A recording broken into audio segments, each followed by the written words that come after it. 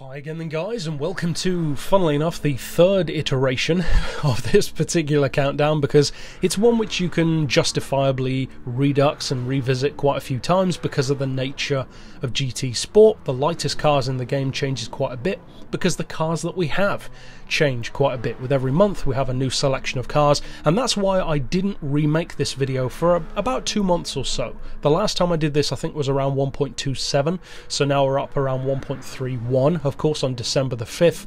So the reason why I left it for a little bit is because I wanted to be sure that the December update was not going to make me need to make this video again. So basically so that I'm not remaking it every month. That is not going to happen from the silhouettes that we've had. None of those cars are going to be on this list, so we can go ahead and update it for at least a couple of months. Now we have one new car here, thanks to the past update, and it's a very cool one, a very expensive one as well on the list, so let's get straight into it. First off, in 10th place we have the Red Bull, the X 2014 Standard, and you know that if any list starts with a Red Bull in last place, it's going to be kind of a different list, because Red Bulls don't usually come second or third or 10th to anyone. So an interesting list, of course. It's going to be a bit different to the typical kind of countdowns that you would have. So that's the car that kicks us off at 650 kilos. Next up in 9th then we have the Daihatsu Copan, but in particular not the road car, which weighs around 160 kilos more. This is the Vision GT car at exactly 600 kilos, which is not too surprising given how tiny this vehicle is, but again, it falls on the list, but not in a particularly high place. Next up in 8th we have the newcomer. This is the car which was not on the list last time, the Alfa Romeo Giulia TZ2 at only 576 kilos. The first car on the list, of course, now to drop below 600. It's super light, it's very fun, but it's very expensive. In fact, it's one of the most expensive cars on the whole list. So that is the new one. Next up in 7th place we have another relatively recent newcomer, the past couple of months you could say, the classic Austin Mini. 556 kilos is another 20 kilo drop compared to the Alfa Romeo. Again, just like with the Daihatsu, not exactly surprising, it's a Mini after all. Next up in 6th place we have, again, pretty much the only occasion where a Red Bull Junior will beat a Red Bull Standard or a Red Bull fan car.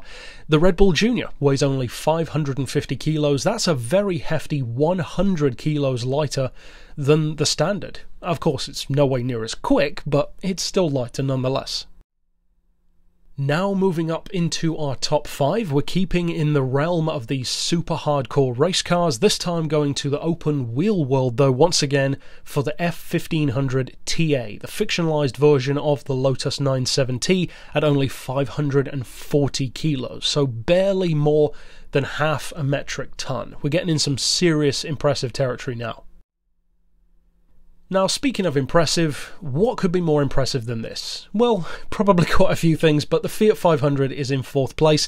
Again, who would have ever expected a Fiat 500 to beat a Formula car and a Red Bull and an Alfa Giulia in any kind of showdown? But there you go, it is lighter again, and it's lighter by a lot. The jump between 5th and 4th place is huge, from 540 kilos all the way down to 488, the first car on the list to drop below half a ton.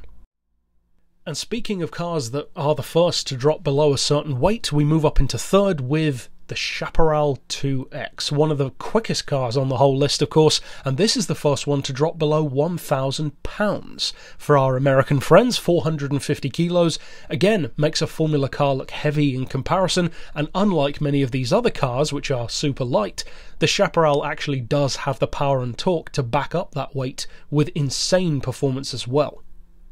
Moving up then into the familiar spot of 2nd place, it is still the undefeated runner-up of the Honda Project 2 and 4. Again, motorbike technology, bare bones construction, aerial atom style. Not surprising at all that it is super lightweight at only 405 kilos.